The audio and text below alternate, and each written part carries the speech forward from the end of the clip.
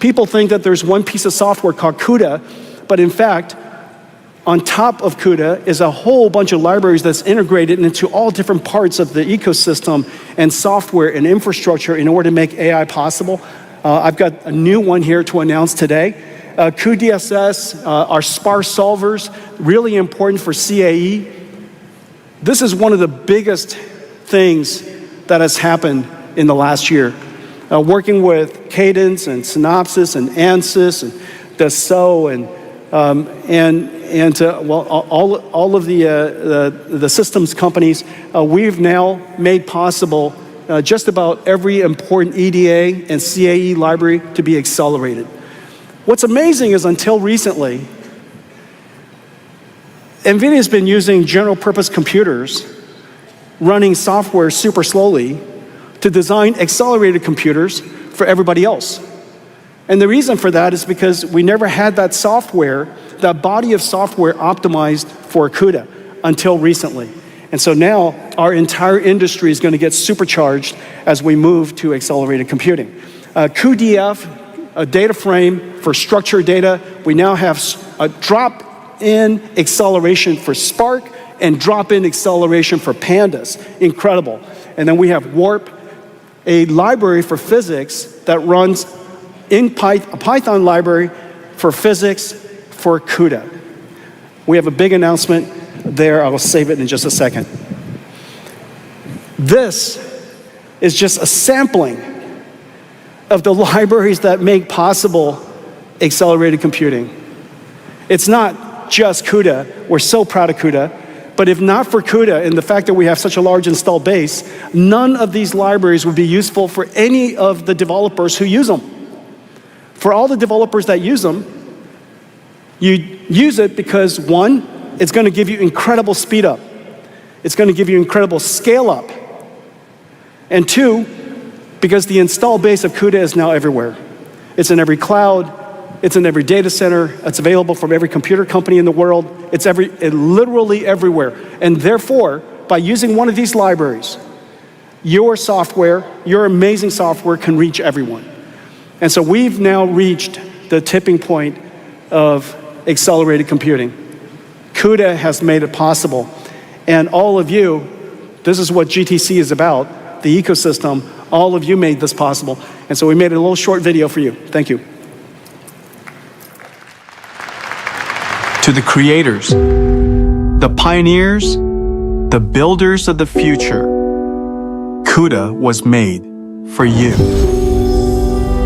Since 2006, 6 million developers in over 200 countries have used CUDA and transformed computing. With over 900 CUDA-X libraries and AI models, you're accelerating science, reshaping industries, and giving machines the power to see, learn, and reason. Now, NVIDIA Blackwell is 50,000 times faster than the first CUDA GPU. These orders of magnitude gains in speed and scale are closing the gap between simulation and real-time digital twins.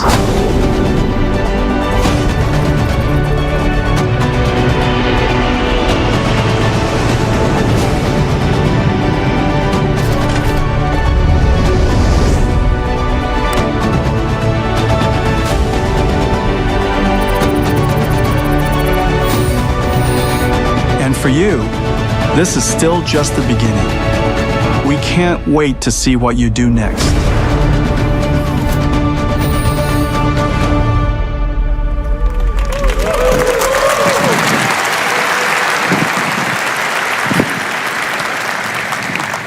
I love what we do. I love even more what you do with it. And one of the things that most touch me, in my 33 years doing this, one scientist said to me, Jensen, because of your work, I can do my life's work in my lifetime. And boy, if that doesn't touch you, well, you got to be a corpse. So this is all about you guys. Thank you. All right, so we're going to talk about AI. But you know, AI started in the cloud. It started in the cloud for a good reason, because it turns out that AI needs infrastructure. It's machine learning. If the science says machine learning, then you need a machine to do the science. And so machine learning requires infrastructure, and the cloud data centers had infrastructure.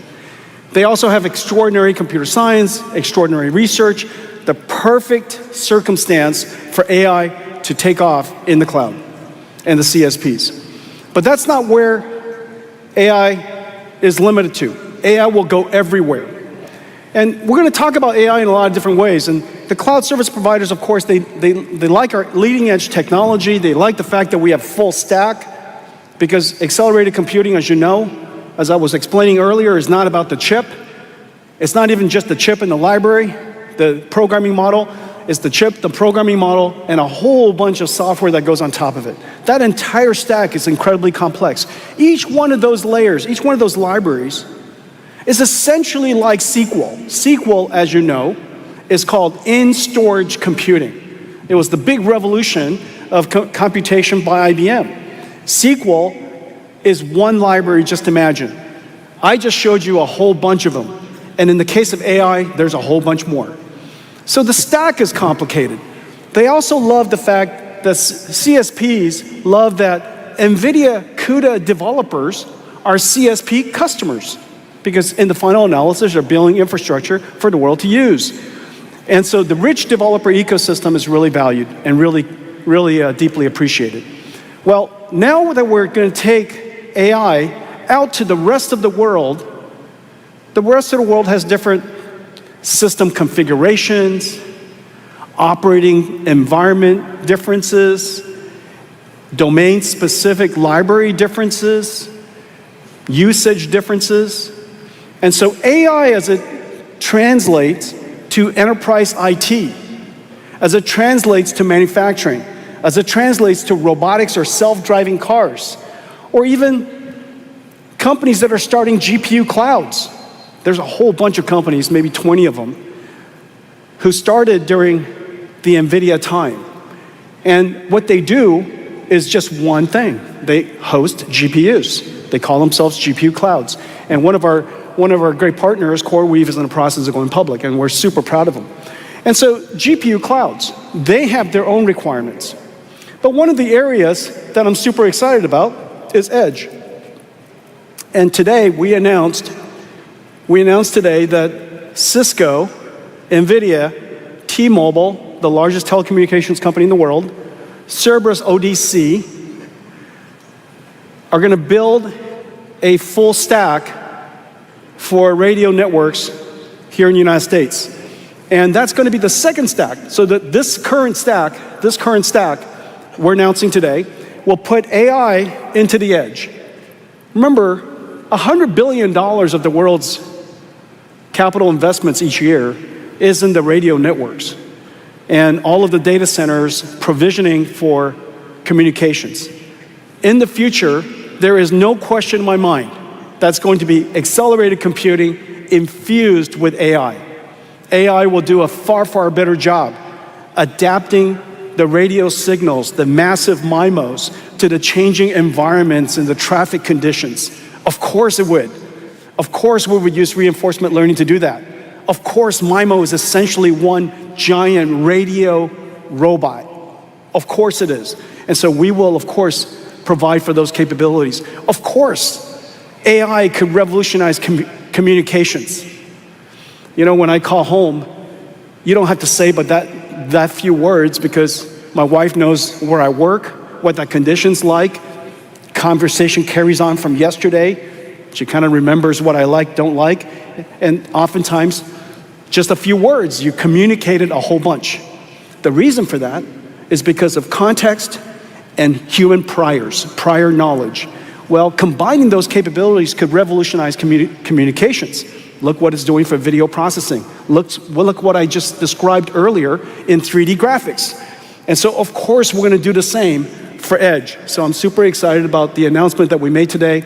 T-Mobile, Cisco, NVIDIA, Cerberus ODC are going to build a full stack.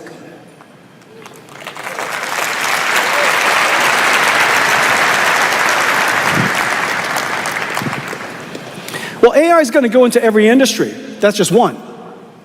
One of the earliest industries that AI went into was autonomous vehicles. The moment I saw AlexNet, and we've been working on computer vision for a long time, the moment I saw AlexNet was such an inspiring moment, such an exciting moment. It caused us to decide to go all in on building self-driving cars. So we've been working on self-driving cars now for over a decade. We build technology that almost every single self-driving car company uses. It could be either in the data center. For example, Tesla uses lots of NVIDIA GPUs in the data center. It could be in the data center or the car. Waymo and Wave uses NVIDIA computers in data centers as well as the car. It could be just in the car. It's very rare, but sometimes it's just in the car. Or they use all of our software in addition.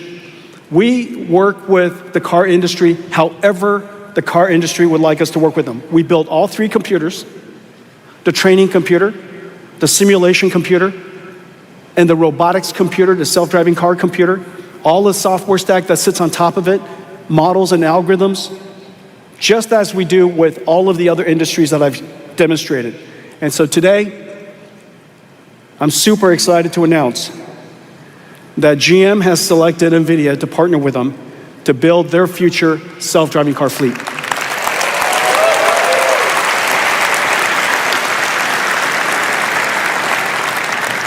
The time for autonomous vehicles has arrived, and we're looking forward to building with GM AI in all three areas. AI for manufacturing, so they can revolutionize the way they manufacture. AI for enterprise, so they can revolutionize the way they work, design cars and simulate cars, and then also AI for in the car. So AI infrastructure for GM, partnering with GM, and building with GM their AI. So I'm super excited about that. One of the areas that I'm deeply proud of, and it rarely gets any attention, is safety, automotive safety. It's called HALOS. In our company, it's called HALOS. Safety requires technology from silicon to systems, the system software, the algorithms, the methodologies, everything from diversity to ensuring diversity, monitoring and transparency, explainability. All of these different philosophies have to be deeply ingrained into every single part of how you develop the system and the software. We're the first company in the world, I believe, to have every line of code safety assessed. 7 million lines of code safety assessed. Our chip, our system software, and our algorithms are safety assessed by third parties that crawl through every line of code to ensure that it is designed to ensure diversity, transparency, and explainability. We also have filed over 1,000 patents, and during this GTC, and I really encourage you to do so, is to go spend time in the HALOS workshop so that you could see all of the different things that comes together to ensure that cars of the future are going to be safe as well as autonomous. And so this is something I'm very proud of. It rarely gets any attention. And so I thought I would spend the extra time this time to talk about that. Okay, NVIDIA HALOS.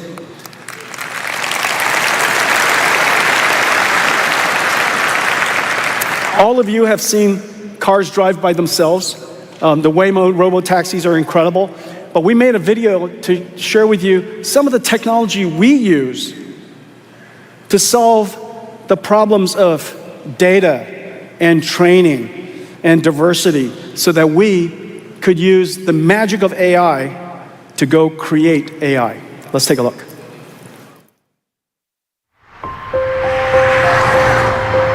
NVIDIA is accelerating AI development for AVs with Omniverse and Cosmos. Cosmos prediction and reasoning capabilities support AI-first AV systems that are end-to-end trainable with new methods of development. Model distillation, closed-loop training, and synthetic data generation. First, model distillation. Adapted as a policy model, Cosmos's driving knowledge transfers from a slower, intelligent teacher to a smaller, faster student inferenced in the car. The teacher's policy model demonstrates the optimal trajectory, followed by the student model learning through iterations, until it performs at nearly the same level as the teacher. The distillation process bootstraps a policy model, but complex scenarios require further tuning. Closed-loop training enables fine-tuning of policy models.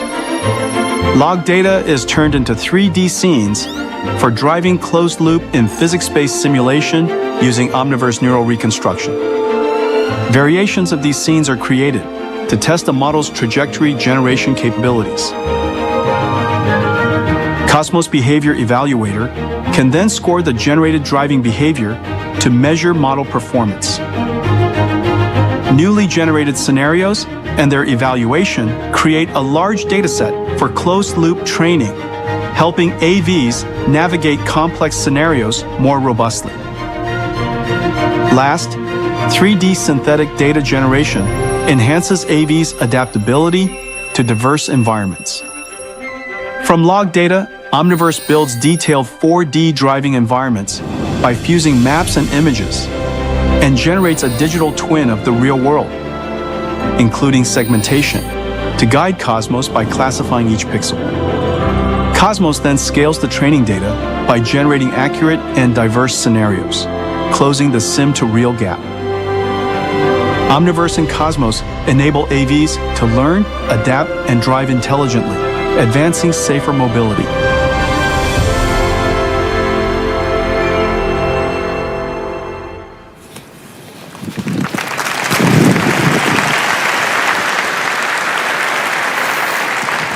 NVIDIA is the perfect company to do that. Gosh, that's our destiny. Use AI to recreate AI. The technology that we showed you there is very similar to the technology that you're enjoying to take you to a digital twin we call NVIDIA. All right, let's talk about data centers.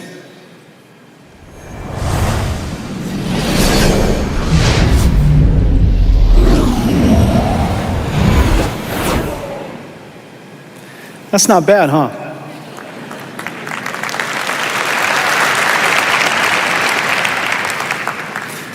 Gaussian splats, just in case. Gaussian splats. Well, let's talk about data centers. Blackwell is in full production, and this is what it looks like. It's an incredible, you know, for people, for us, this is a sight of beauty. Would you agree? This is, how is this not beautiful? How is this not beautiful? Well, this is a big deal because we made a fundamental transition in computer architecture. I just want you to know that, in fact, I've shown you a version of this about 3 years ago. It was called Grace Hopper, and the system was called Ranger.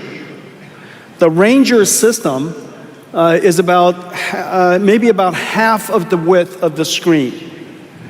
And it was the world's first NVLink 32. 3 years ago, we showed Ranger working, and it was way too large, but it was exactly the right idea. We were trying to solve scale up.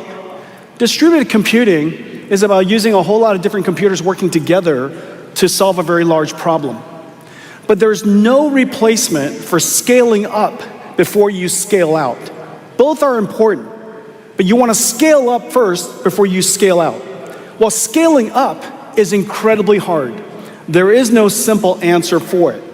You're not going to scale it up, you're not going to scale it out like Hadoop. Take a whole bunch of commodity computers, hook it up into a large network, and do in-storage computing using Hadoop.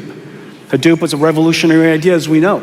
It enabled hyperscale data centers to solve problems of gigantic sizes, and using off-the-shelf computers. However, the problem we're trying to solve is so complex that scaling in that way would have simply cost way too much power, way too much energy. It would have never, deep learning would have never happened. And so the thing that we had to do was scale up first. Well, this is the way we scaled up. I'm not going to lift this. This is 70 pounds. This is the last generation system architecture is called HGX. This revolutionized computing as we know it. This revolutionized artificial intelligence. This is 8 GPUs. Each one of them is kind of like this. Okay, this is 2 GPUs, 2 Blackwell GPUs in one Blackwell package.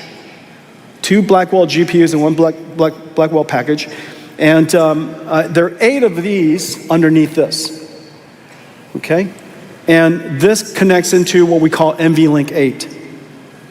This then connects to a CPU shelf like that. So there's dual CPUs, and that sits on top. And we connect it over PCI Express, and then many of these get connected with InfiniBand, which turns into what is an AI supercomputer. This is the way it was in the past. This is how we started. Well, this is as far as we scaled up before we scaled out. But we wanted to scale up even further. And I told you that Ranger took this system and scaled it up by another factor of 4. And so we had NVLink 32, but the system was way too large. And so we had to do something quite remarkable, re-engineer how NVLink worked and how scale-up worked. And so the first thing that we did was we said, listen, the NVLink switches are in this system embedded on the motherboard. We need to disaggregate the NVLink system and take it out. So this is the NVLink system. Okay, this is an NVLink switch. This is the highest performance switch the world's ever made. And this makes it possible for every GPU to talk to every GPU at exactly the same time at full bandwidth. Okay, so this is the NVLink switch. We disaggregated it, we took it out, and we put it in the center of the chassis. So there are 18 of these switches in 9 different racks, 9 different switch trays, we call them. And then the switches are disaggregated. The compute is now sitting in here. This is equivalent to these 2 things in compute. What's amazing is this is completely liquid cooled. And by liquid cooling it, we can compress all of these compute nodes into one rack. This is the big change of the entire industry. All of you in the audience, I know how many of you are here. I want to thank you for making this fundamental shift from integrated NVLink to disaggregated NVLink, from air-cooled to liquid-cooled, from 60,000 components per computer or so to 600,000 components per rack, 120 kilowatts, fully liquid cooled, and as a result, we have a 1 exaflops computer in one rack. Isn't it incredible?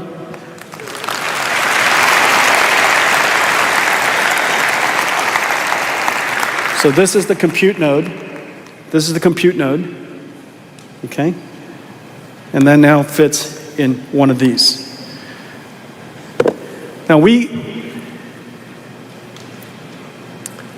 3,000 pounds, 5,000 cables, about 2 miles worth. Just an incredible electronics. 600,000 parts, I think that's like 20 cars. 20 cars worth of parts, and integrates into one supercomputer. Well, our goal is to do this. Our goal is to do scale up, and this is what it now looks like. We essentially wanted to build this chip. It's just that no reticle limits can do this, no process technology can do this. It's 130 trillion transistors, 20 trillion of it is used for computing. So it's not like you can't reasonably build this anytime soon. And so the way to solve this problem is to disaggregate it, as I've described, into the Grace Blackwell NVLink 72 rack. But as a result, we have done the ultimate scale-up. This is the most extreme scale-up the world has ever done. The amount of computation that's possible here, the memory bandwidth, 570 terabytes per second. Everything in this machine is now in T's. Everything's a trillion. And you have an exaflops, which is 1,000,000 trillion floating point operations per second. Well, the reason why we wanted to do this is to solve an extreme problem. And that extreme problem, a lot of people misunderstood to be easy. And in fact, it is the ultimate extreme computing problem, and it's called inference. And the reason for that is very simple. Inference is token generation by a factory, and a factory is revenue and profit generating, or lack of. And so this factory has to be built with extreme efficiency, with extreme performance, because everything about this factory directly affects your quality of service, your revenues, and your profitability. Let me show you how to read this chart, because I want to come back to this a few more times. Basically, you have two axes. On the x-axis is the tokens per second. Whenever you put a prompt into ChatGPT, what comes out is tokens. Those tokens are reformulated into words. You know, it's more than a token per word, okay? And they'll tokenize things like THE could be used for the, it could be used for them, it could be used for theory, it could be used for theatrics, it could be used for all kinds of, okay? And so THE is an example of a token. They reformulate these tokens to turn into words. Well, we've already established that if you want your AI to be smarter, you want to generate a whole bunch of tokens. Those tokens are reasoning tokens, consistency checking tokens, coming up with a whole bunch of ideas so they can select the best of those ideas tokens. And so those tokens, it might be second guessing itself. It might be, is this the best work you could do?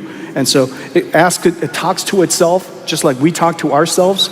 And so the more tokens you generate, the smarter your AI. But if you take too long to answer a question, the customer's not going to come back. This is no different than web search. There is a real limit to how long it can take before it comes back with a smart answer. And so you have these two dimensions that you're fighting against. You're trying to generate a whole bunch of tokens, but you're trying to do it as quickly as possible. Therefore, your token rate matters. So you want your tokens per second for that one user to be as fast as possible. However, in computer sciences and factories, there's a fundamental tension between latency response time and throughput. And the reason is very simple. If you're in the large, high volume business, you batch up, it's called batching, you batch up a lot of customer demand and you manufacture a certain version of it for everybody to consume later. However, from the moment that they batched up and manufacture whatever they did, to the time that you consumed it, could take a long time. So no different for computer science, no different for AI factories that are generating tokens. And so you have these two fundamental tensions. On the one hand, you would like the customer's quality of service to be as good as possible, smart AIs that are super fast. On the other hand, you're trying to get your data center to produce tokens for as many people as possible so you can maximize your revenues. The perfect answer is to the upper right. Ideally, the shape of that curve is a square that you could generate very fast tokens per person up until the limits of the factory, but no factory can do that.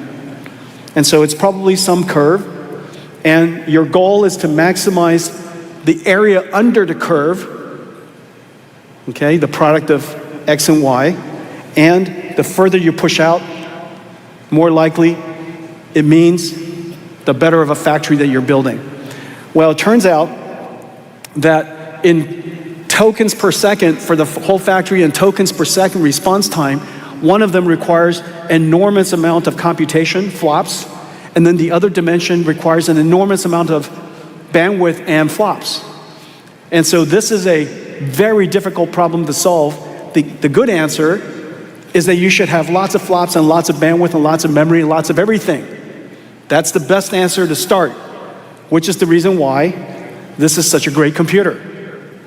You start with the most flops you can, the most memory you can, the most bandwidth you can, of course the best architecture you can, the most energy efficiency you can, and you have to have a programming model that allows you to run software across all of this insanely hard so that you could do this. Now let's just take a look at this one demo to give you a tactile feeling of what I'm talking about. Please play it. Traditional LLMs capture foundational knowledge, while reasoning models help solve complex problems with thinking tokens. Here, a prompt asks to seat people around a wedding table while adhering to constraints like traditions, photogenic angles, and feuding family members. Traditional LLM answers quickly with under 500 tokens. It makes mistakes in seating the guests, while the reasoning model thinks with over 8,000 tokens to come up with the correct answer. It takes a pastor to keep the peace. Okay, as all of you know, if you have a wedding party of 300 and you're trying to find the perfect, well, the optimal seating for everyone, that's a problem that only AI can solve or a mother-in-law can solve. And so that's one of those problems that co-op cannot solve. Okay, so what you see here is that we gave it a problem that requires reasoning, and you saw R1 goes off and it reasons about it, tries all these different scenarios, and it comes back and it tests its own answer. It asks itself whether it did it right. Meanwhile, the last generation language model does a one-shot. So the one-shot is 439 tokens. It was fast, it was effective, but it was wrong. So it was 439 wasted tokens. On the other hand, in order for you to reason about this problem, and this is just that was actually a very simple problem. You know, you just give it a few more difficult variables, and it becomes very difficult to reason through. And it took 8,000, almost 9,000 tokens, and it took a lot more computation because the model's more complex. Okay, so that's one dimension. Before I show you some results, let me explain something else. So the answer. If you look at Blackwell, you look at the Blackwell system, and it's now the scaled up NVLink 72. The first thing that we have to do is we have to take this model, and this model is not small. It's, you know, in the case of R1, people think R1 is small, but it's 680 billion parameters. Next generation models could be trillions of parameters. And the way that you solve that problem is you take these trillions and trillions of parameters and this model, and you distribute the workload across the whole system of GPUs. You can use tensor parallel. You can take one layer of the model and run it across multiple GPUs. You could take a slice of the pipeline and call that pipeline parallel and put that on multiple GPUs. You could take different experts and put it across different GPUs. We'll call it expert parallel. The combination of pipeline parallelism and tensor parallelism and expert parallelism, the number of combinations is insane. And depending on the model, depending on the workload, depending on the circumstance, how you configure that computer has to change so that you can get the maximum throughput out of it. You also sometimes optimize for very low latency, sometimes you try to optimize for throughput, and so you have to do some in-flight batching. A lot of different techniques for batching and aggregating work. And so the software, the operating system for these AI factories is insanely complicated. Well, one of the observations And this is a really terrific thing about having a homogeneous architecture like NVLink 72, is that every single GPU could do all the things that I just described. And we observe that these reasoning models are doing a couple of phases of computing. One of the phases of computing is thinking. When you're thinking, you're not producing a lot of tokens. You're producing tokens that you're maybe consuming yourself. You're thinking. Maybe you're reading. You're digesting information. That information could be a PDF. That information could be a website. You could literally be watching a video, ingesting all of that at super linear rates. And you take all of that information and you then formulate the answer. Formulate a plan to answer. And so that digestion of information, context processing, is very flops intensive. On the other hand, during the next phase is called decode. So the first part we call prefill. The next phase of decode requires floating point operations, but it requires an enormous amount of bandwidth. And it's fairly easy to calculate. You know, if you have a model and it's a few trillion parameters, well, it takes a few terabytes per second. Notice I was mentioning 576 terabytes per second. It takes terabytes per second to just pull the model in from HBM memory and to generate literally one token. And the reason it generates one token is because remember that these large language models are predicting the next token. That's why they say the next token. It's not predicting every single token, it's predicting the next token. Now we have all kinds of new techniques, speculative decoding and all kinds of new techniques for doing that faster, but in the final analysis, you're predicting the next token, okay? And so you ingest, pull in the entire model and the context, we call it a KV cache, and then we produce one token. And then we take that one token, we put it back into our brain, we produce the next token. Every single time we do that, we take trillions of parameters in, we produce one token. Trillions of parameters in, produce another token. Trillions of parameters in, produce another token.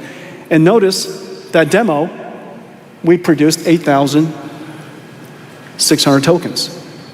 So trillions of bytes of information have been taken into our GPUs and produced one token at a time, which is fundamentally the reason why you want NVLink. NVLink gives us the ability to take all of those GPUs and turn them into one massive GPU, the ultimate scale up. And the second thing is that now that everything is on NVLink, I can disaggregate the prefill from the decode, and I could decide I want to use more GPUs for prefill, less for decode, because I'm thinking a lot. It's agentic. I'm reading a lot of information. I'm doing deep research. Notice during deep research, you know, and earlier I was listening to Michael, and Michael was talking about him doing research, and I do the same thing. And we go off and we write these really long research projects for our AI, and I love doing that because, you know, I already paid for it. And I just love making our GPUs work. And nothing gives me more joy. So I write up, and then it goes off and it does all this research, and it went off to like 94 different websites, and it read all this, and I'm reading all this information, and it formulates an answer and writes the report. It's incredible, okay? During that entire time, prefill is super busy, and it's not really generating that many tokens. On the other hand, when you're chatting with the chatbot, and millions of us are doing the same thing, it is very token generation heavy. It's very decode heavy, okay? And so depending on the workload, we might decide to put more GPUs into decode, depending on the workload, put more GPUs into prefill. Well, this dynamic operation is really complicated. So I've just now described pipeline parallel, tensor parallel, expert parallel, in-flight batching, disaggregated inferencing, workload management, and then I've got to take this thing called a KV cache, I've got to route it to the right GPU, I've got to manage it through all the memory hierarchies. That piece of software is insanely complicated. And so today we're announcing the NVIDIA Dynamo.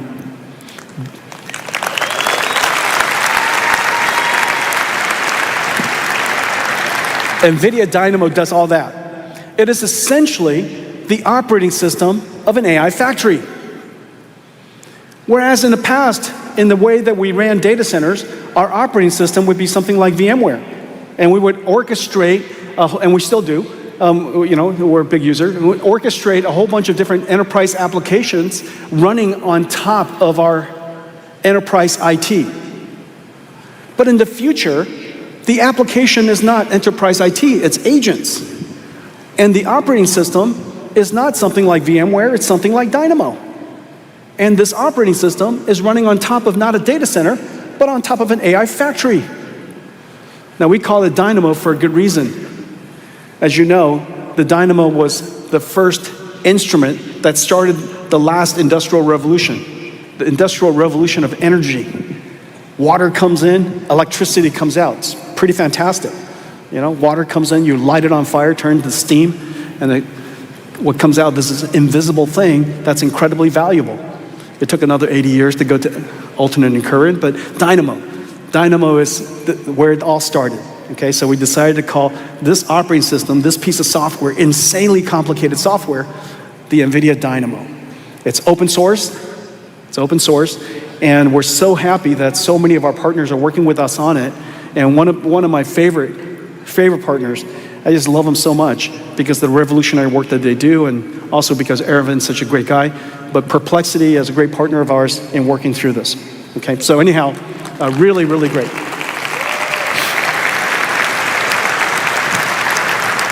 Okay, so now we're gonna have to wait until we scale up all these infrastructure, but in the meantime, we've done a whole bunch of very in-depth simulation.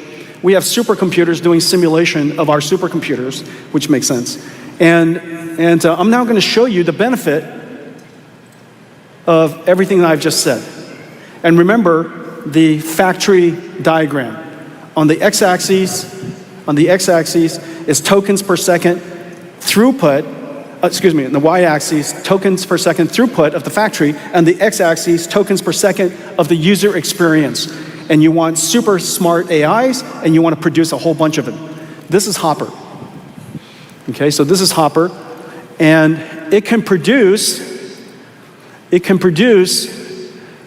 for one user, for each user, about 100 tokens per second. This is 8 GPUs, and it's connected with InfiniBand, and I'm normalizing it to tokens per second per megawatt. So it's a 1 megawatt data center, which is not a very large AI factory, but anyhow, 1 megawatt, okay? And so it can produce for each user 100 tokens per second, and it can produce at this level, whatever that happens to be, 100,000 tokens per second for that 1 megawatt data center. Or it can produce about 2.5 million tokens per second, 2.5 million tokens per second for that AI factory if it was super batched up and the customer is willing to wait a very long time. Okay, does that make sense? All right, so nod. All right, because this is where, every GTC, there's the price for entry, you guys know, and it's like, you get tortured with math, okay? This is the only at NVIDIA do you get tortured with math. All right, so Hopper, you get 2.5, now what's that 2.5 million? How do you translate that? 2.5 million, remember, ChatGPT is like $10 per million tokens, right? $10 per million tokens. Let's pretend for a second that's, I think the $10 per million tokens is probably down here, okay? I'd probably say it's down here, but let me pretend it's up there, because 2.5 million, 10, so $25 million per second. Does that make sense? That's how you think through it. Or on the other hand, if it's way down here, then the question is, so it's 100,000, just divide that by 10, okay? $250,000 per factory per second. And then, as it was 30 million seconds in a year, and that translates into revenues for that 1 megawatt data center. And so that's your goal. On the one hand, you would like your token rate to be as fast as possible so that you can make really smart AIs.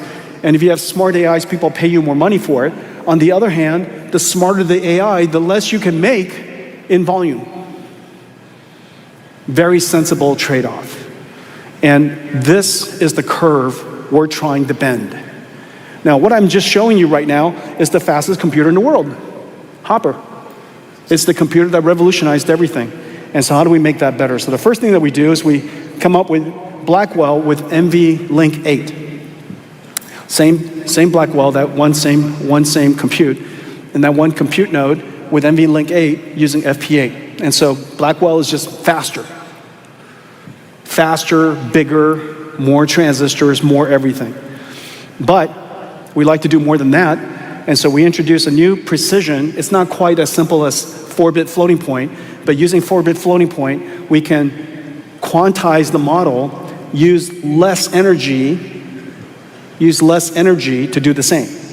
And as a result, when you use less energy to do the same, you could do more. Because remember, one big idea is that every single data center in the future will be power limited. Your revenues are power limited. You could figure out what your revenues are going to be based on the power you have to work with. This is no different than, like many other industries. And so we are now a power limited industry. Our revenues will associate with that. Well, based on that, you want to make sure you have the most energy efficient compute architecture you can possibly get. Then we scale up with NVLink 72. Does that make sense? Look at the difference between that NVLink 72 FP4, and then because our architecture is so tightly integrated, and now we add Dynamo to it, Dynamo can extend that even further. Are you following me? So Dynamo also helps Hopper, but Dynamo helps Blackwell incredibly. Now, yep.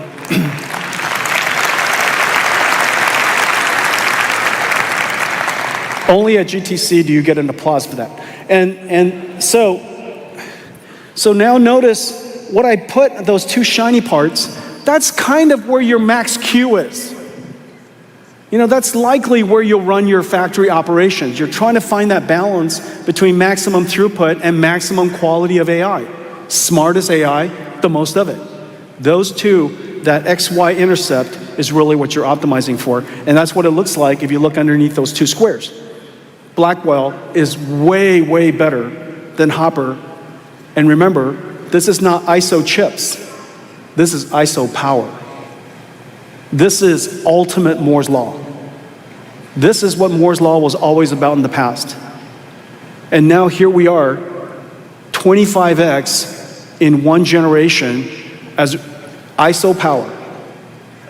This is not ISO chips, it's not ISO transistors, it's not ISO anything. ISO power, the ultimate limiter. There's only so much energy we can get into a data center. And so within ISO power, Blackwell is 25 times. Now here's that rainbow. That's incredible. That's the fun part. Look, all the different underneath the Pareto, the frontier Pareto, we call it the frontier Pareto, under the frontier Pareto are millions of points we could have configured the data center to do. We could have parallelized and split the work and sharded the work in a whole lot of different ways. And we found the most optimal answer, which is the Pareto, the frontier Pareto, okay, the Pareto frontier. And each one of them, because of the color, shows you it's a different configuration. Which is the reason why this image says very, very clearly you want a programmable architecture that is as homogeneously fungible as possible, because the workload changes so dramatically across the entire frontier. And look, we got on the top, expert parallel 8, batch of 3000, disaggregation off, Dynamo off. In the middle, expert parallel 64 with the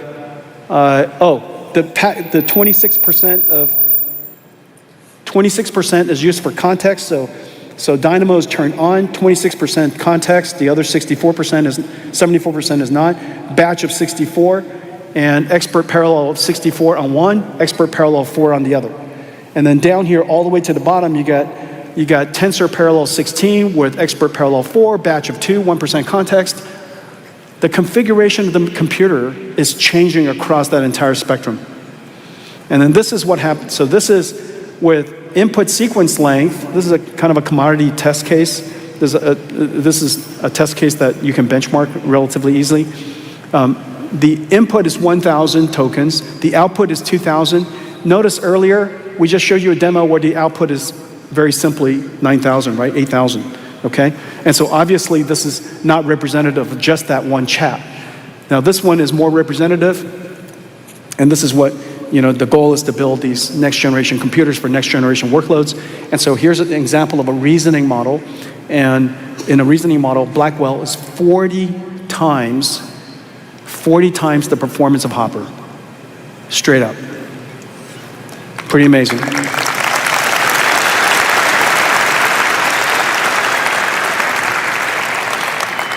I've said before, somebody actually asked, why would I say that?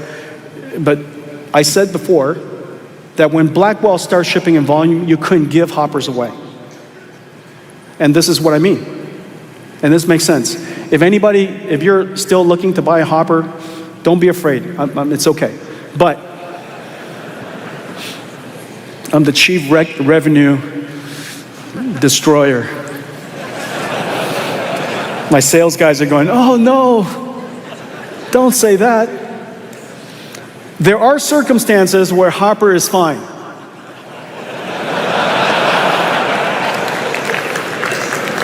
That's the best thing I could say about Hopper. There are circumstances where you're fine. Not many. If I had to take a swing. And so that's kind of my point. When the technology is moving this fast, and because the workload is so intense and you're building these things, they're factories, we really like you to invest in the right versions. Okay, just to put it in perspective, this is what a 100 megawatt factory looks like. This is a 100 megawatt factory. You have, based on Hoppers, you have 45,000 dies, 1,400 racks, and it produces 300 million tokens per second. Okay? And then this is what it looks like with Blackwell. You have 86, yeah, I know.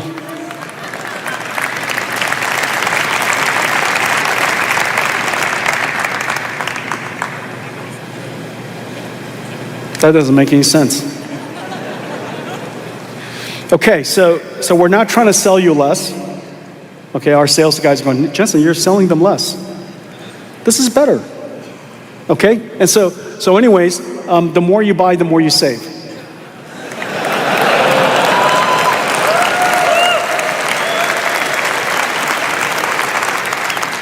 It's even better than that. Now the more you buy, the more you make, And so anyhow, remember, everything is in the context, everything is now in the context of AI factories. And although we talk about the chips, you always start from scale up. We talk about the chips, but you always start from scale up, the full scale up. What can you scale up to the maximum? I want to show you now what an AI factory looks like, but AI factories are so complicated. I just gave you an example of one rack. It has 600,000 parts. It's 3,000 pounds. Now, you've got to take that and connect it with a whole bunch of others. And so we are starting to build what we call the digital twin of every data center. Before you build a data center, you have to build a digital twin. Let's take a look at this. This is just incredibly beautiful.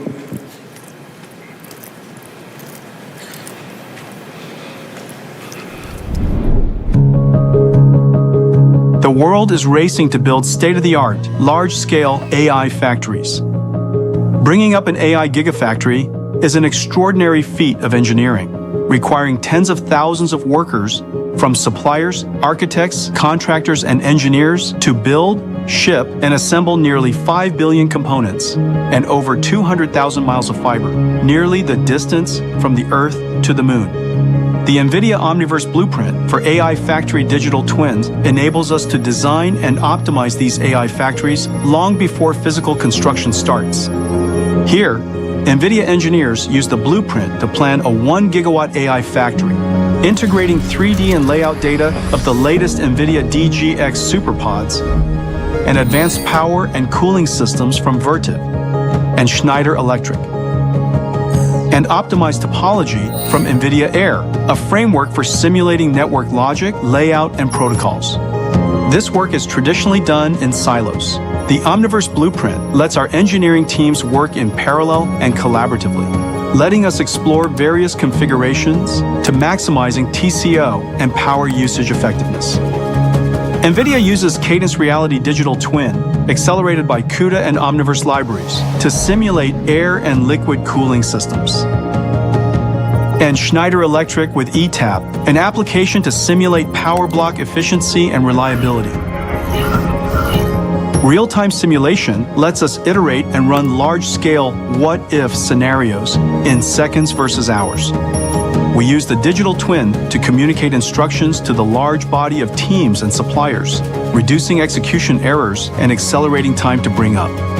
And when planning for retrofits or upgrades, we can easily test and simulate cost and downtime, ensuring a future-proof AI factory.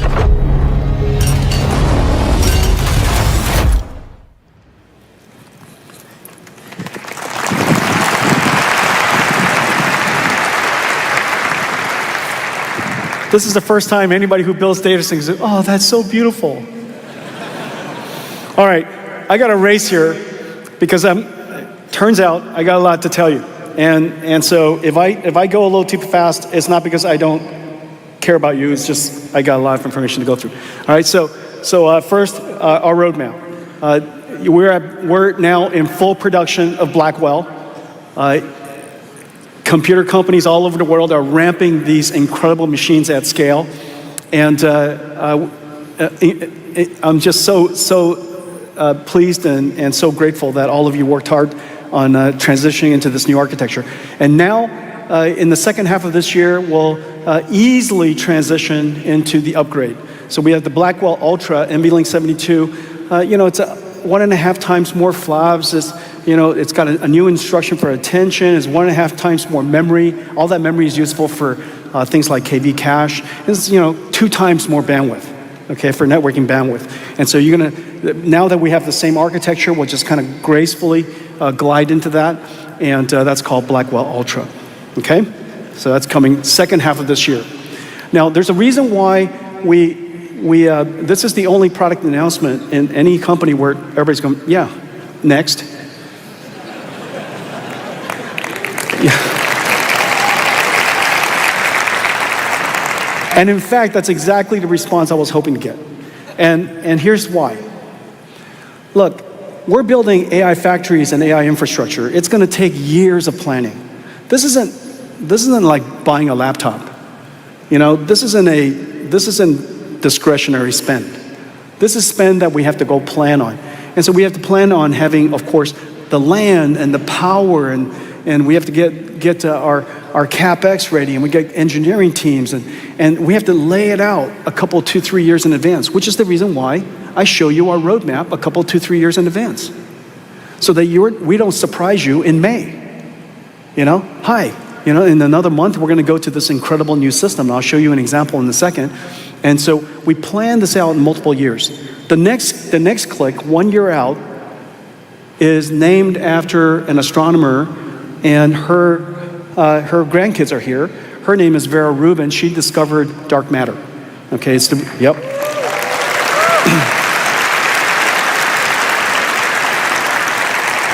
Vera Rubin is incredible because the CPU is new. It's twice the performance of Grace, and more memory, more bandwidth, and yet just a little tiny 50-watt CPU. It's really quite incredible. Okay, and Rubin, brand new GPU, CX9, brand new networking smart NIC, NVLink 6, brand new NVLink, brand new memories, HBM4. Basically, everything is brand new except for the chassis. And this way, we could take a whole lot of risk in one direction and not risk a whole bunch of other things related to the infrastructure. And so Vera Rubin, NVLink 144, is the second half of next year. Now, one one of the things that I made a mistake on, and so I just need you to make this pivot. We're going to do this one time. Blackwell is really 2 GPUs in one Blackwell chip. We call that one chip a GPU, and that was wrong. And the reason for that is it screws up all the NVLink nomenclature and things like that. So going forward, without going back to Blackwell to fix it, going forward, when I say NVLink 144, it just means that it's connected to 144 GPUs. And each one of those GPUs is a GPU die, and it could be assembled in some package. How it's assembled could change from time to time, okay? And so each GPU die is a GPU. Each NVLink is connected to the GPU. And so Vera Rubin NVLink 144. And then this now sets the stage for the second half of the year, the following year, we call Rubin Ultra. Okay, so Vera Rubin Ultra. I know. This one is where you go, all right, so this is Vera Rubin Ultra, second half of 27. It's NVLink 576, extreme scale up. Each rack is 600 kilowatts, 2.5 million parts, okay? And obviously a whole lot of GPUs. And everything is X factor more. So 14 times more flops, 15 exaflops. Instead of 1 exaflop, as I mentioned earlier, is now 15 exaflops, scaled up exaflops, okay? And it's 4.6 petabytes, so 4,600 terabytes per second scale up bandwidth. I don't mean aggregate, I mean scale up bandwidth. And of course, a brand new NVLink switch and CX9, okay? And so notice 16 sites, 4 GPUs in one package, extremely large NVLink. Now just put that in perspective. This is what it looks like, okay? Now this is going to be fun. So you are just literally ramping up Grace Blackwell at the moment, and I don't mean to make it look like a laptop, but here we go. Okay, so this is what Grace Blackwell looks like, and this is what Rubin looks like. ISO dimension. And so this is another way of saying, before you scale out, you have to scale up. Does that make sense? Before you scale out, you scale up. And then after that, you scale out with amazing technology that I'll show you in just a second. All right, so first you scale up, and then now that gives you a sense of the pace at which we're moving. This is the amount of scale up flops. This is scale up flops. Hopper is 1x, Blackwell is 68x, Rubin is 900x. Scale up flops. And then if I turn it into essentially your TCO, which is power on top, power per, and the underneath is the area underneath the curve that I was talking to you about, the square underneath the curve, which is basically flops times bandwidth, okay? So the way you think about a very easy gut check on whether your AI factories are making progress is watts divided by those numbers. And you can see that Rubin is going to drive the cost down tremendously, okay? So that's very quickly NVIDIA's roadmap.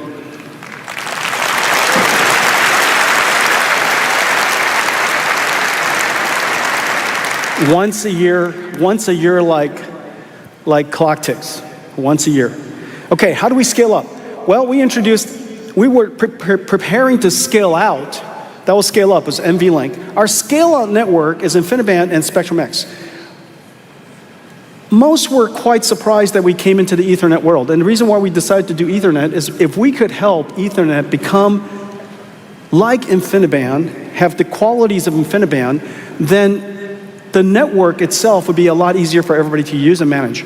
And so we decided to invest in Spectrum. We call it Spectrum-X, and we brought to it the properties of congestion control and very low latency and a mountain of software that's part of our computing fabric.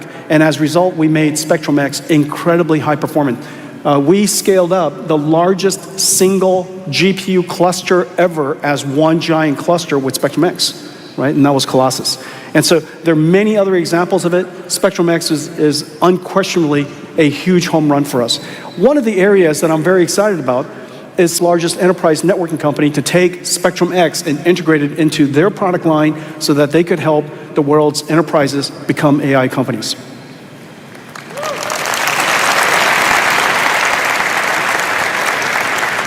We're at 100,000 with CX7. Now CX8's coming, CX9's coming, and during Ruben's time frame, we would like to scale out the number of GPUs to many hundreds of thousands. Now, the challenge with scaling up GPUs to many hundreds of thousands is the connection of the scale out. The connection on scale up is copper. We should use copper as far as we can, and that's, call it a meter or two. And that's incredibly good connectivity, very high reliability, very good energy efficiency, very low cost. And so we use copper as much as we can on scale up, but on scale out, where the data centers are now the size of the stadium, we're going to need something much long distance running. And that's just where silicon photonics comes in. The challenge of silicon photonics has been that the transceivers consume a lot of energy. To go from electrical to photonic has to go through a SerDes, go through a transceiver and a SerDes, several SerDes. And so each one of these, am I alone? Is anybody? What happened to my networking guys? What? Can I have this up here? Yeah, let's bring it up so I can show people what I'm talking about. Okay, so first of all, we're announcing NVIDIA's first co-packaged option, silicon photonic system. It is the world's first 1.6 terabit per second CPO.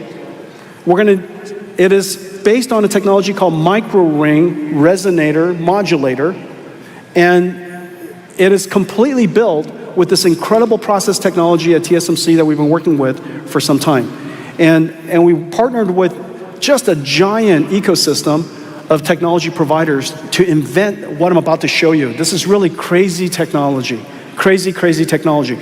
Now, the reason why we decided to invest in MRM is so that we could prepare ourselves using MRM's incredible density and power, better density and power compared to Mach Xander, which is used for telecommunications when you drive from one data center to another data center in telecommunications, or even in the transceivers that we use Mach Xander, because the density requirement is not very high until now. And so if you look at these transceivers, this is an example of a transceiver.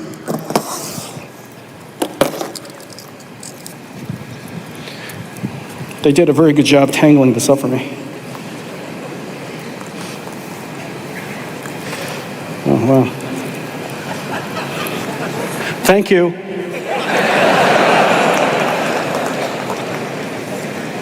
Oh, Mother of God. Okay. This is where you got to turn reasoning on.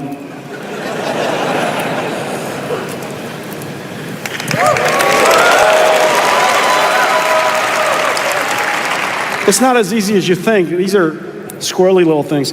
All right, so this one right here, this is 30 watts, just so keep you remember, this is 30 watts. And if you buy it in high volume, it's $1,000. This is a plug. On this side is electrical. On this side is optical. Okay, so optics come in through the yellow. You plug this into a switch. It's electrical on this side. There's transceivers, lasers, and it's a technology called Mach Xander, and incredible. And so we use this to go from the GPU to the switch to the next switch, and then the next switch down, and the next switch down to the GPU, for example. And so each one of these, if we had 100,000 GPUs, we would have 100,000 of this side And then another, 100,000, which connects the switch to the switch. And then on the other side, I'll attribute that to the other NIC. If we had 250,000, we'll add another layer of switches. And so each GPU, every GPU, 250,000, every GPU would have 6 transceivers. Every GPU would have 6 of these plugs. And these 6 plugs would add 180 watts per GPU, 180 watts per GPU, and $6,000 per GPU, okay? And so the question is, how do we scale up now to millions of GPUs? Because if we had 1 million GPUs, multiplied by 6, right, it would be 6 million transceivers times 30 watts, 180 megawatts of transceivers. They didn't do any math, they just moved signals around.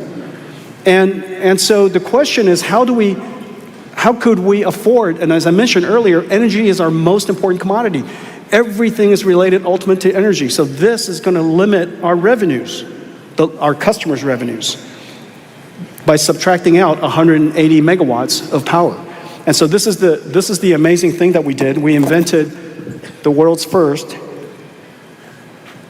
MRM micromirror, and this is what it looks like. There's a little waveguide. You see that on that waveguide goes to a ring. That ring resonates, and it controls the amount of reflectivity of the waveguide as it goes around, and it limits and modulates the energy, the amount of light that goes through. And it shuts it off by absorbing it or pass it on. Okay, it turns the light, this direct continuous laser beam, into ones and zeros. And that's the miracle.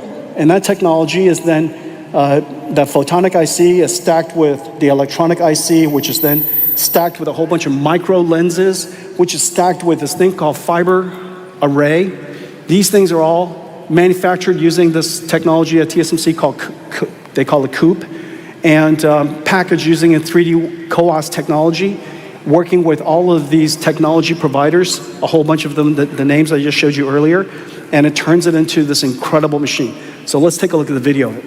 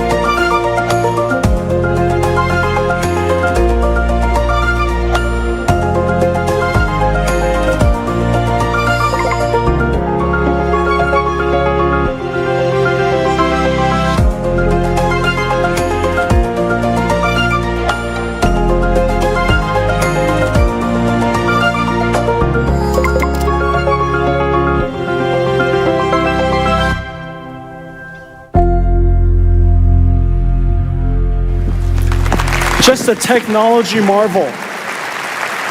And they turn into these switches. Our InfiniBand switch, the silicon is working fantastically. Second half of this year, we will ship the silicon photonics switch in the second half of this year. In the second half of next year, we'll ship the Spectrum X. Because of the MRM choice, because of the incredible technology risks that over the last 5 years that we did, and filed hundreds of patents, and we've licensed it to our partners so that we can all build them. Now, we're in a position to put silicon photonics with co-package options, no transceivers, fiber, direct fiber into our switches with a radix of 512. This is the 512 ports. This would just simply not be possible any other way.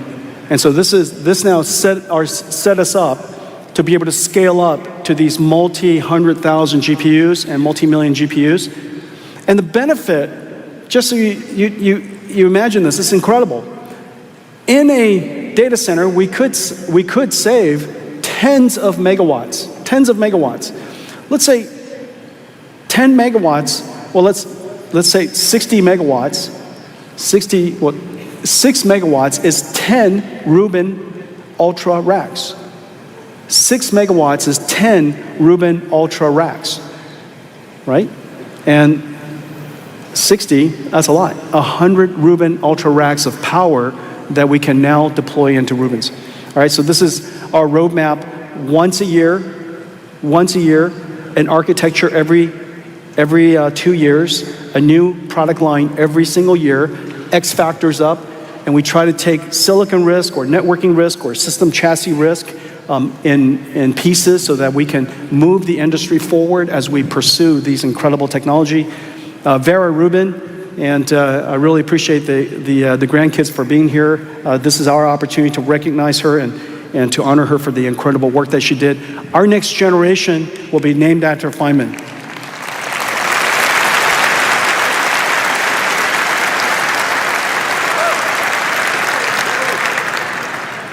Okay, NVIDIA's roadmap. Let me talk to you about enterprise computing. This is really important. In order for us to bring AI to the world's enterprise, first we have to go to a different part of NVIDIA. The beauty of Gaussian splats. Okay, in order for us to take AI to enterprise, take a step back for a second and remind yourself this. Remember, AI and machine learning has reinvented the entire computing stack. The processor is different, the operating system is different, the applications on top are different. The way the applications are different, the way you orchestrate it are different, and the way you run them are different. Let me give you one example. The way you access data will be fundamentally different than the past. Instead of retrieving precisely the data that you want and you read it to try to understand it, in the future, we will do what we do with Perplexity. Instead of doing retrieval that way, I'll just ask Perplexity what I want. Ask it a question, and it will tell you the answer. This is the way enterprise IT will work in the future as well. We'll have AI agents, which are part of our digital workforce. There's 1 billion knowledge workers in the world. There are probably going to be 10 billion digital workers working with us side by side. 100% of software engineers in the future, there are 30 million of them around the world, 100% of them are going to be AI assisted. I'm certain of that. 100% of NVIDIA software engineers will be AI assisted by the end of this year. And so AI agents will be everywhere. How they run, what enterprises run, and how we run it will be fundamentally different. And so we need a new line of computers. And this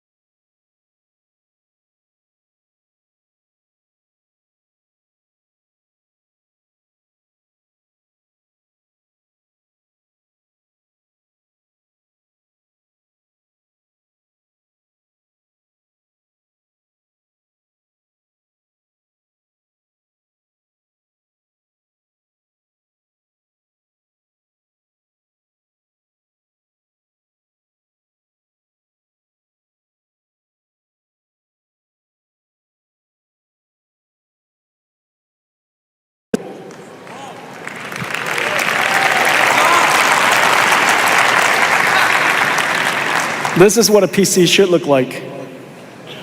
20 petaflops. Unbelievable. 72 CPU cores, chip-to-chip interface, HBM memory, and just in case, some PCI Express slots for your GeForce. Okay, so this is called DGX Station. DGX Spark and DGX Station are going to be available by all of the OEMs. HP, Dell, Lenovo, Asus. It's going to be manufactured for data scientists and researchers all over the world. This is the computer of the age of AI. This is what computers should look like. And this is what computers will run in the future. And we have a whole lineup for enterprise now, from little tiny one to workstation ones, the server ones to supercomputer ones, and these will be available by all of our partners. We will also revolutionize the rest of the computing stack. Remember, computing has 3 pillars. There's computing, you're looking at it. There's networking, as I mentioned earlier, Spectrum X going to the world's enterprise, an AI network. And the third is storage. Storage has to be completely reinvented. Rather than a retrieval-based storage system, it's going to be a semantics-based retrieval system, a semantics-based storage system. And so the storage system has to be continuously embedding information in the background, taking raw data, embedding it into knowledge, and then later when you access it, you don't retrieve it, you just talk to it. You ask it questions, you give it problems. And one of the examples, I wish we had a video of it, but Aaron at Box even put one up in the cloud, worked with us to put it up in the cloud. And it's basically, a super smart storage system. And in the future, you're going to have something like that in every single enterprise. That is the enterprise storage of the future. And we're working with the entire storage industry, really fantastic partners, DDN and Dell and HP Enterprise and Hitachi and IBM and NetApp and Nutanix and Pure Storage and Vast and Weka. Basically, the entire world storage industry will be offering this stack. For the very first time, your storage system will be GPU accelerated.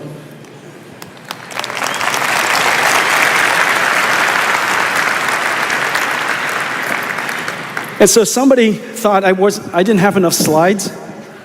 And so Michael thought I didn't have enough slides. So he said, Jensen, just in case you don't have enough slides, can I just put this in there? And so this is Michael's slides. But he sent this to me. He goes, just in case you don't have any slides. And I got too many slides. But this is such a great slide. And let me tell you why.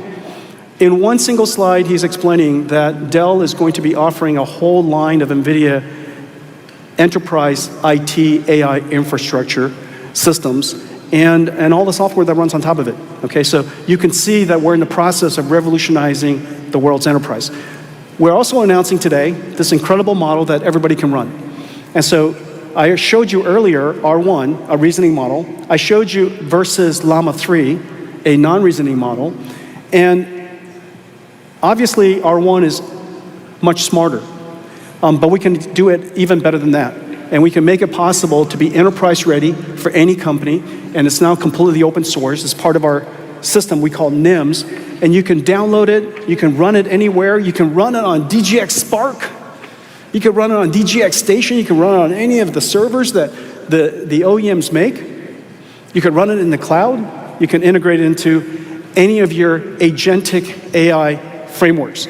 And we're working with companies all over the world, and I'm going to flip through these, so watch very carefully. I've got some great partners in the audience. Want to recognize Accenture, Julie Sweet and her team are building their AI factory and their AI framework. Amdocs, the world's largest telecommunications software company. AT&T, John Stankey and his team building an AT&T AI system, agentic system. Larry Fink and BlackRock team building theirs. Anirudh. In the future, not only will we hire ASIC designers, we're going to hire a whole bunch of digital ASIC designers from Anirudh Cadence that will help us design our chips. And so Cadence is building their AI framework. And as you can see, in every single one of them, there's NVIDIA models, NVIDIA NIMs, and NVIDIA libraries integrated throughout so that you can run it on-prem, in the cloud, any cloud. Capital One, one of the most advanced financial services companies in using technology, has NVIDIA all over it. Deloitte, Jason and his team, EY, Janet and his team, NASDAQ, and Adina and her team, integrating NVIDIA technology into their AI frameworks, and then Christian and his team at SAP, Bill McDermott and his team at ServiceNow. That was pretty good, huh?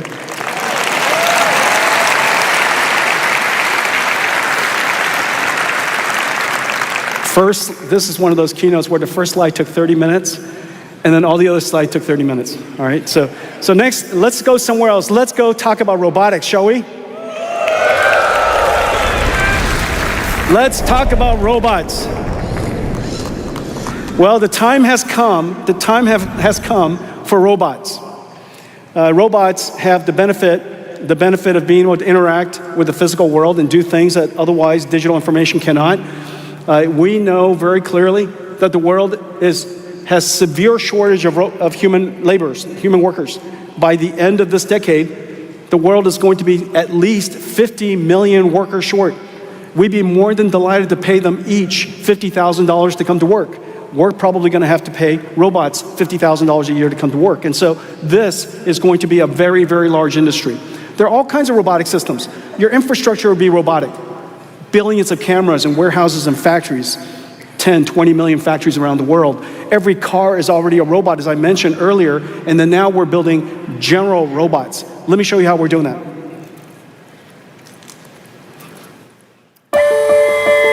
Everything that moves will be autonomous. Physical AI will embody robots of every kind, in every industry.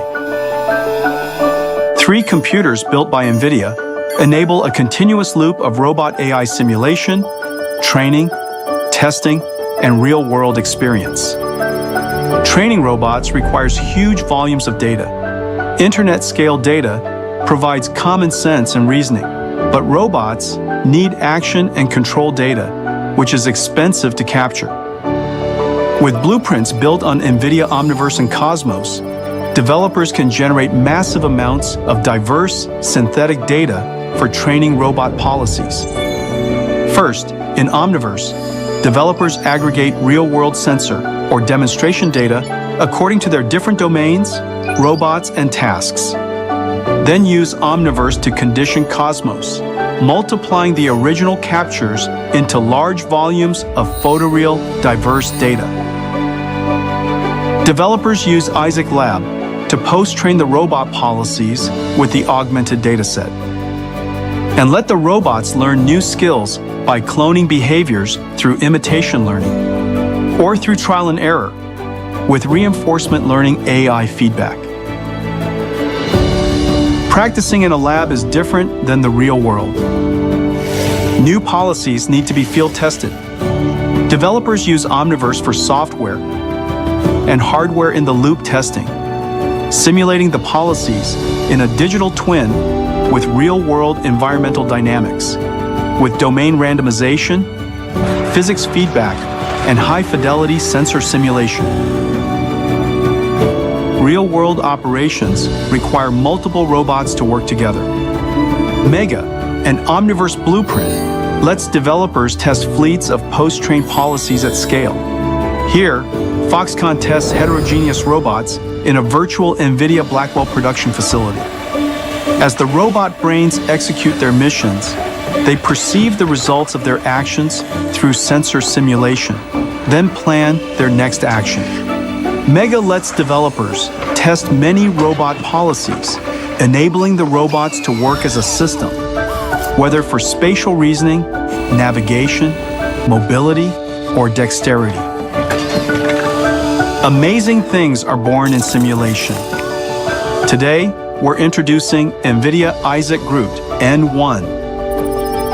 GR00T N1 is a generalist foundation model for humanoid robots. It's built on the foundations of synthetic data generation and learning in simulation. GR00T N1 features a dual system wired by principles of human cognitive processing. The slow thinking system lets the robot perceive and reason about its environment and instructions, and plan the right actions to take. The fast-thinking system translates the plan into precise and continuous robot actions. GR00T N1's generalization lets robots manipulate common objects with ease and execute multi-step sequences collaboratively.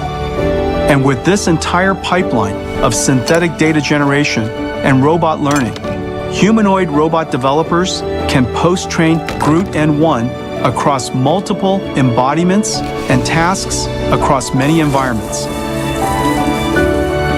Around the world, in every industry, developers are using NVIDIA's 3 computers to build the next generation of embodied AI.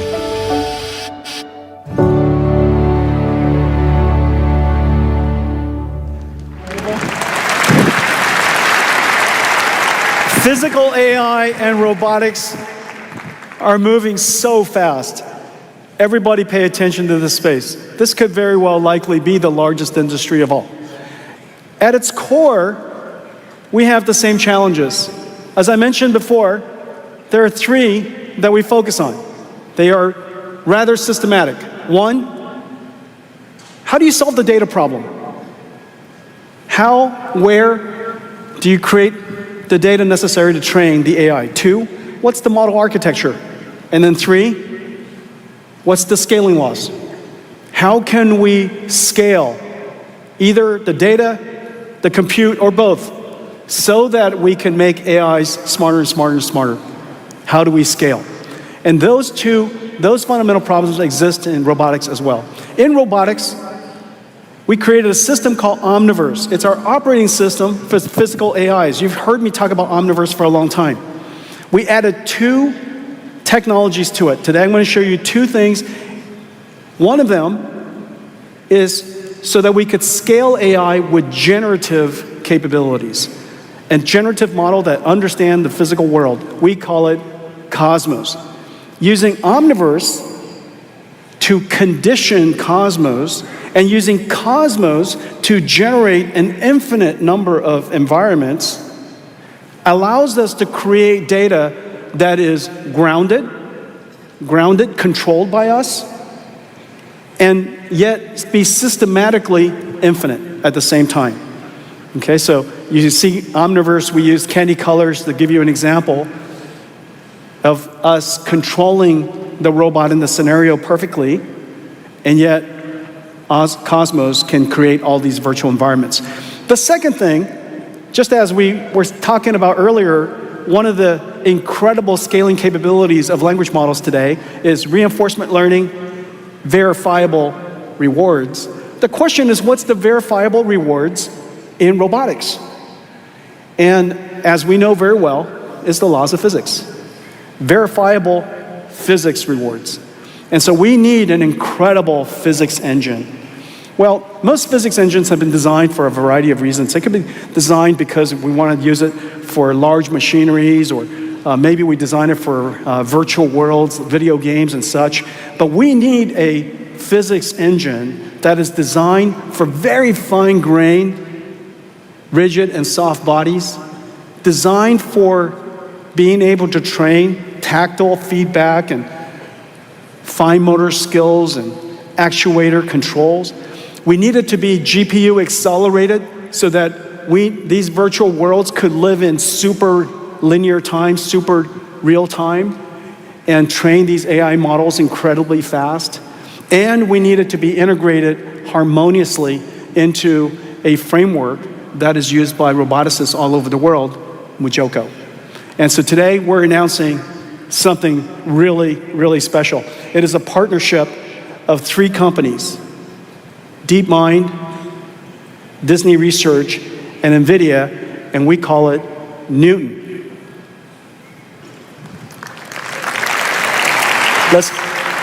Let's take a look at Newton.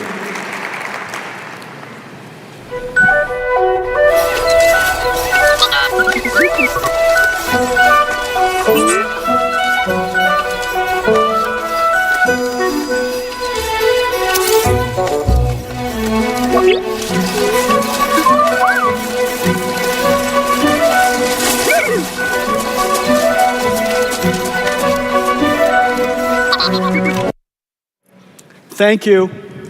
All right, let's start that over, shall we? Let's not ruin it for them. Hang on a second. Somebody talk to me. I need feedback. What happened? I just need a human to talk to.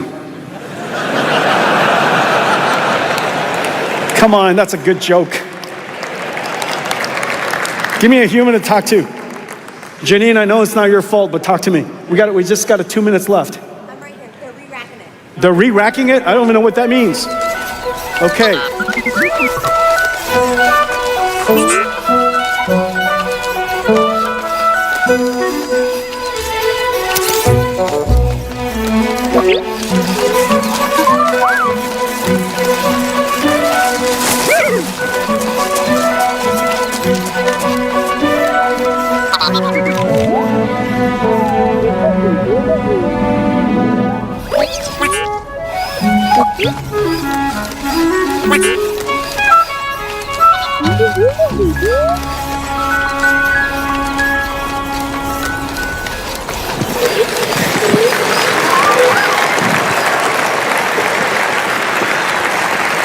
Tell me that wasn't amazing. Hey, Blue. How are you doing? How do you like your new physics engine? You like it, huh? Yeah, I bet. I know. Tactile feedback, rigid body, soft body simulation, super real time. Can you imagine just now what you were looking at is complete real time simulation? This is how we're going to train robots in the future. Just so you know, Blue has 2 computers, 2 NVIDIA computers inside. Look how smart you are. Yes, you're smart. Okay. All right. Hey, Blue, listen. How about let's take them home? Let's finish this keynote. It's lunchtime. Are you ready? Let's finish it up. We have another announcement. You're good. You're good. Just stand right here. Stand right here. Stand right here. All right, good. Right there. That's good. All right, stand.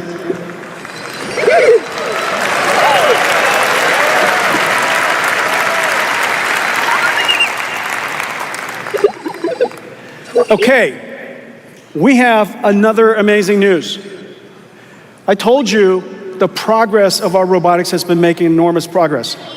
And today we're announcing that Groot N1 is open sourced.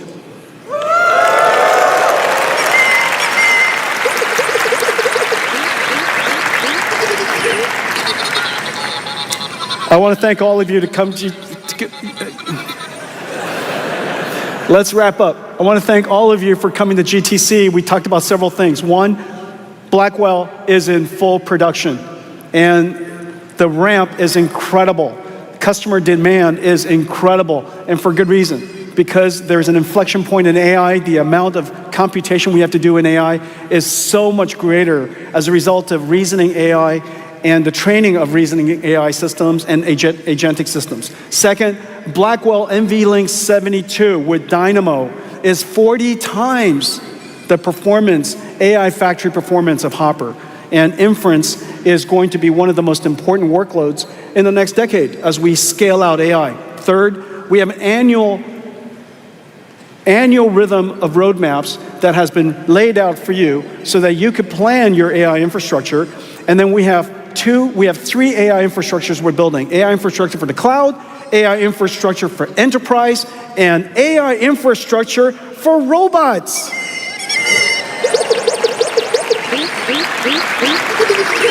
We have one more treat for you.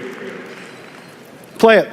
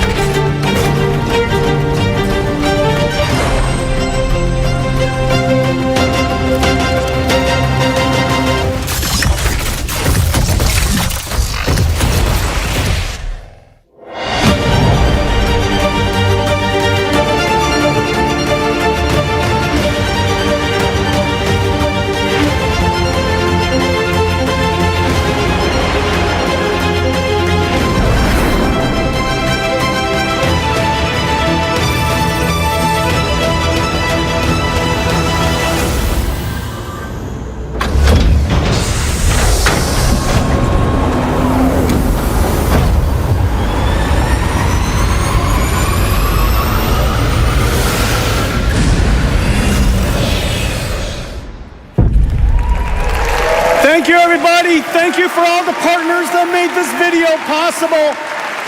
Thank you, everybody that made this video possible. Have a great GTC. Thank you.